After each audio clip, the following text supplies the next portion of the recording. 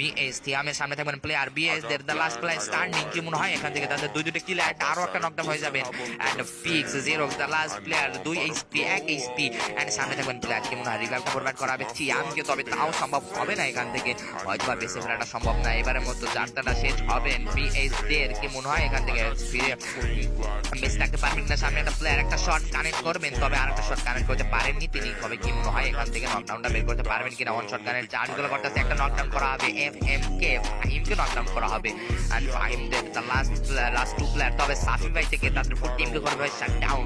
এফএমকে esports রা back to back সেরা একটা কিল পয়েন্ট অ্যাড করে লুফে নিতে পারবেন এফএমকে রা কি মনে হয় এখান থেকে। এফএমকে সাইফুল ব্যাক টু ব্যাক চার্জগুলো করতেছে না এন্ড সাফি ভাই থেকে একটা নকডাউন, সাইফুল থেকে একটা knockdown, the last player standing, আরো একটা শট কানেক্ট, আরো একটা শট কানেক্ট, জুনাইদ ওয়ান ফায়ারকে কনফ্লিক্ট করা হবে। এফএমকে esports back to back সেরা একটা টিমকে শাটডাউন করে দিয়েছে নিমিশের ভিতরেই।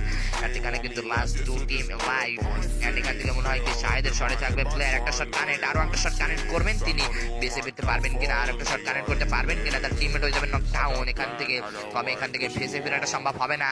এন্ড লাস্ট প্লেয়ারকে মেরে দেবেন এভিল এন্ড বুয়া বুদ্ধি।